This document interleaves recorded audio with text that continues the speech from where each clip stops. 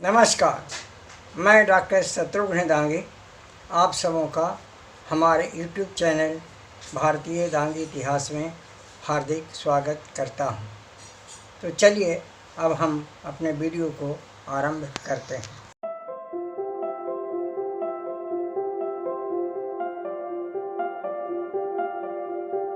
आज का विषय है नेपाल के दांगी।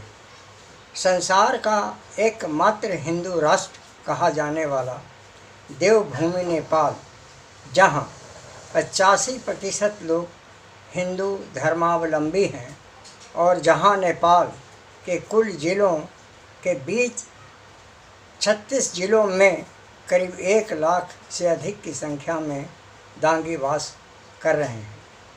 वे ज़्यादा भाग्यशाली हैं जिन्होंने अपनी दांगी अस्मिता को हिमालय की उच्च शिखर की तरह अब तक अक्षुण्ण बनाए रखा है। नेपाल भारतीय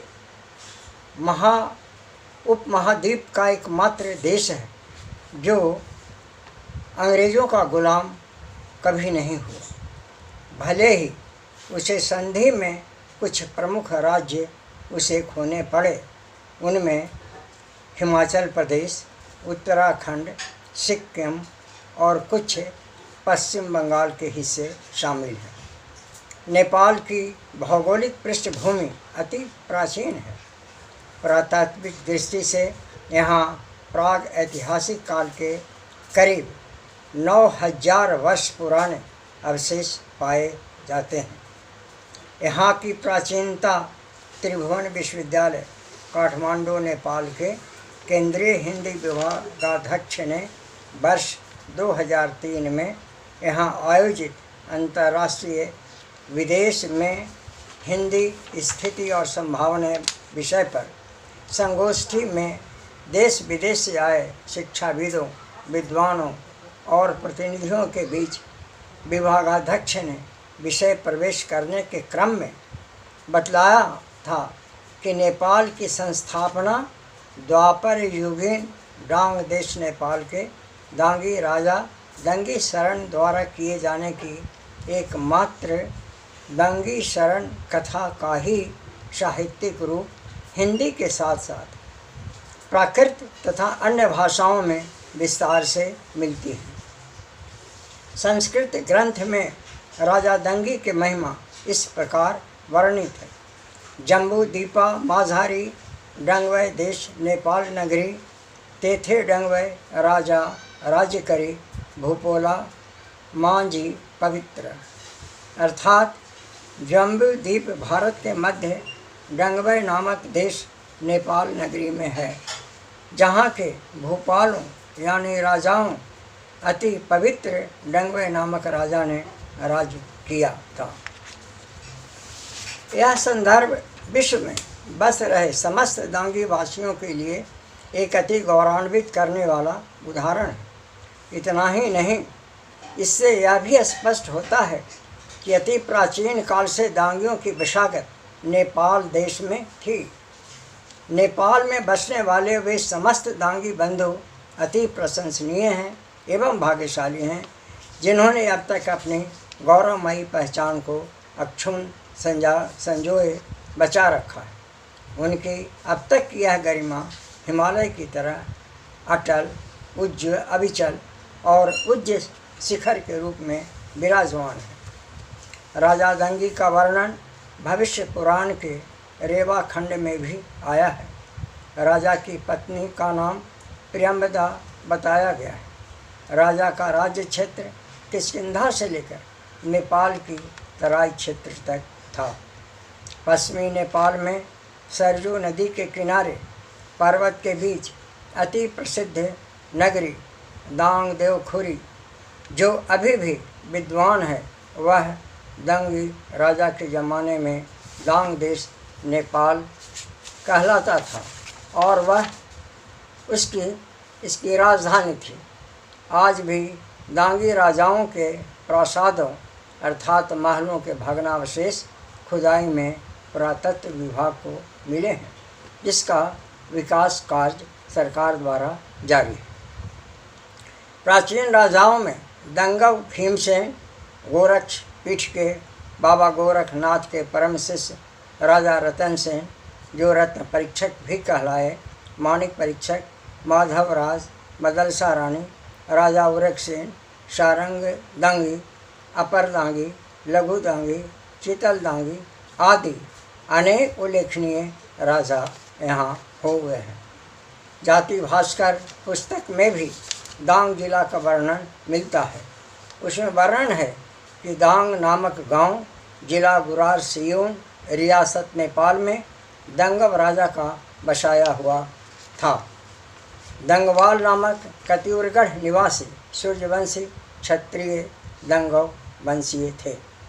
इनके पूर्वज धाम सिंह भारत से करीब 400 वर्ष पूर्व नेपाल के निकट गढ़वाल क्षेत्र में जा बसे थे। नेपाल में दांगी का राज द्वापर युग में शीर्ष पर रहा है। ठीक उसी प्रकार जैसे सतयुग में इक्ष्वाकु सूर्य वंश के प्रतापी राजा दंडक, जिनकी राजधानी विंध्य पर्वत श्रेणी के 2 शिखरों के बीच मधुमंत नगर में था, जो बाद में हजारों वर्ष पूर्व एरन, एरिक और एरिकिन आदि नामों से भी प्रसिद्ध रहा, जिसकी पहचान हाल ही में सागर विश्वविद्यालय के इतिहास, संस्कृत एवं पुरातत्व के विभागाध्यक्ष प्रोफेसर के.डी. वाजपेयी के निर्देशन में खुदाई से यह तथ्य सामने मिली है। राजा दंडक का विस्तारित क्षेत्र छत्तीसगढ़ का दंडकारण्य से लेकर पश्चिम में गोदावरी तट तक फैला हुआ था। यह तो हम सभी जानते ही हैं कि त्रेता युग में जब राम को 14 वर्ष का वनवास, सुकोमल सीता और भाई लक्ष्मण भी साथ थे, तो जाने के क्रम में आखिर वे जाएं तो कहाँ। तब उन्होंने मन में विचार किया कि अपने चाचा जी के दंडक जनपद स्थित चित्रकूट में ही जाकर समय बिताऊं, क्योंकि उन दिनों अन्य क्षेत्रों में अयोध्या और मिथिला के अलावे सभी क्षेत्र में दैत्य प्रभावी थे। ऋषि मुनि भी दंडक जनपद में ही अपना आवास ज़्यादातर बना रखे थे। चित्रकूट के बाद फिर अयोध्या वासियों और भाई भरत के बार बार यहाँ आने पर अयोध्या नहीं लौटने के कारण वे गोदावरी तट पर अगस्त ऋषि के कहने पर पंचवटी में पर्णकुटी बनाकर वे रहने लगे, जहाँ से सीता को लक्ष्मण रेखा अर्थात दंडक जनपद की सीमा को पार कराकर बंधी हुई भिक्षा नहीं लेने का बहाना बनाकर रावण ने सीता को चुरा कर ले गया था। द्वापर युग में महाप्रतापी अपना दांगी राजा दांगदेव खुरी का, जिस पर पूरे विश्व के दांगियों का नाज है और जिसने श्री कृष्ण से महाप्रतापी यशस्वी द्वारिकाधीश से न्याय और धर्म को लेकर युद्ध किया, जिसमें पांडव और कौरव दोनों भाइयों ने दांगी राजा को साथ दिया था। यह ऐतिहासिक घटना बेमिसाल है और यही महाभारत की कच्ची सामग्री भी उपस्थित करती है। यह तथ्य गोरखपुर विश्वविद्यालय के प्रोफेसर जगदीश नारायण सिंह के शोध से स्पष्ट हुआ है। यह ऐतिहासिक सत्य है कि पूर्व में ऋषि मूलत गोत्र ही प्रधान थे। उनमें कश्यप ऋषि, गौतम, अत्रि, भारद्वाज, कौशिक आदि प्रमुख हैं। डांगी का जो जत्था अथा फिरका जिस ऋषि के निकट रहे, पले, पढ़े और गुरुकुल में पढ़े, वे उसी गोत्र के माने जाने लगे। बाद में कुछ गोत्र स्थान विशेष के नाम से भी प्रसिद्ध हुए। गाँवों का नाम भी डांगी, सागर, एरन स्थित डांगीबाड़ा के नाम से नेपाल में भी अनेक डांगीबाड़ा गांव बहुतायत से मिलते हैं और अभी विद्यमान हैं। राप्ती अंचल माँ दांग द्वार गरुड़ वीर माँ ऐतिहासिक पात्र देवता यात्रा को स्तुति चौतारो विश्राम जिसे स्थल कहते हैं।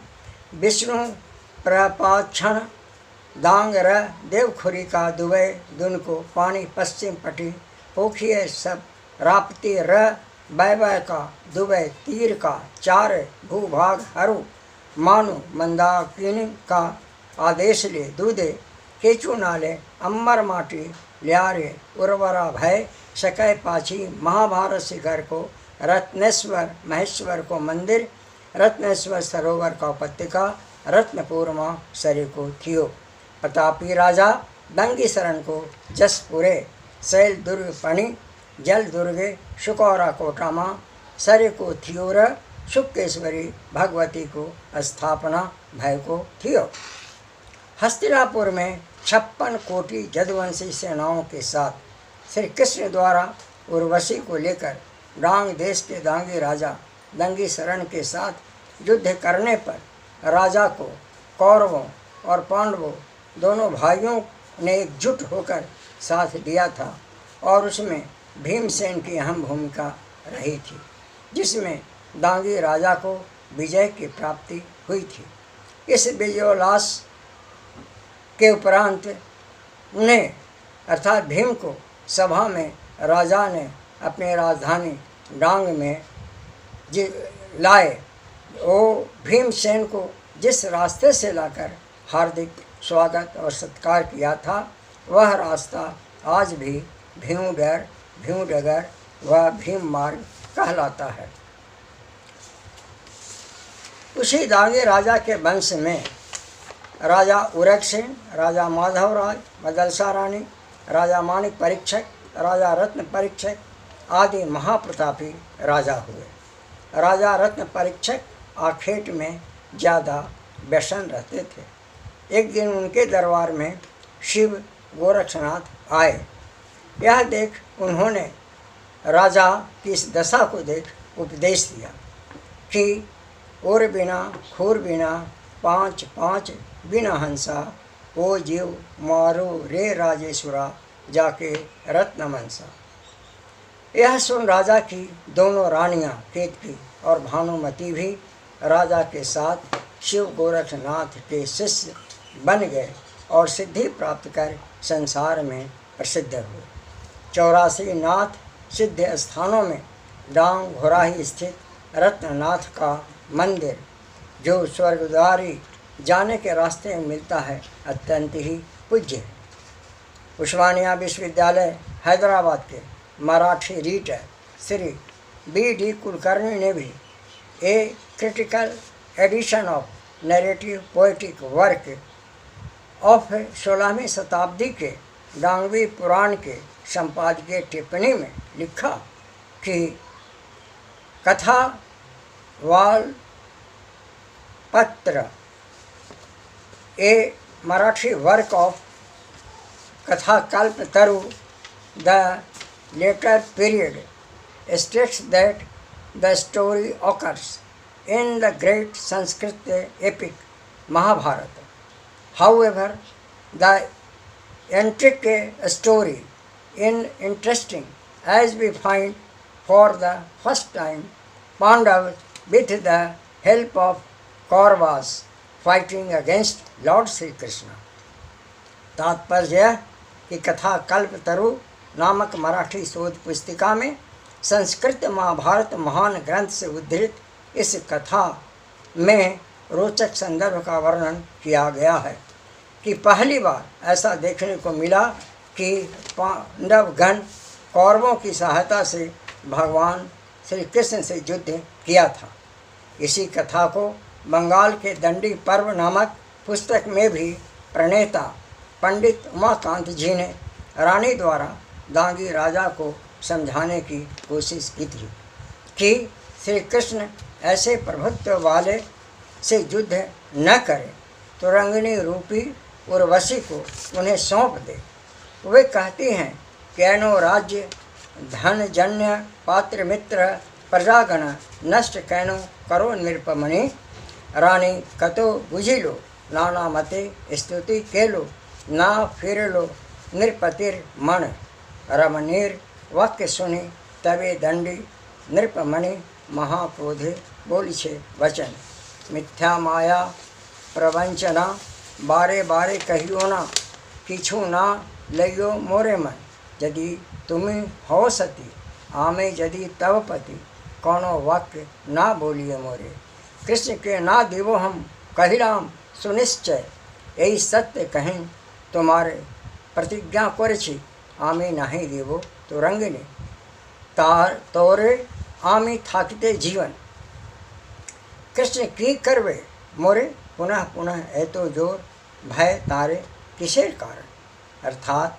तवरानी के कितना ही समझाने बुझाने और स्तुति करने पर भी नृपति का मन नहीं डोला और उन्होंने तब कहा कि मिथ्या माया एवं प्रवंचना बार बार मुझे न कहना और नहीं तो मेरे मन में लाने की कोशिश करना यदि तुम सही सती हो और यदि हम तुम्हारे पति हैं तो और आगे कोई वाक्य मुझे नहीं बोलना कृष्ण को तुरंगिनी हम किसी भी कीमत पर अपना जीवन रहते नहीं देंगे कृष्ण मेरा क्या बिगाड़ लेगा तुम्हें भय किस कारण लग रहा है इस प्रकार दंगी वीर प्रतापी राजा दंगी शरण ने अपनी प्यारी पत्नी को न्याय धर्म और अपने पराक्रम के बल पर श्री कृष्ण से भय मुक्त होने का अनमोल संदेश दिया है यह विश्व में एक अनोखा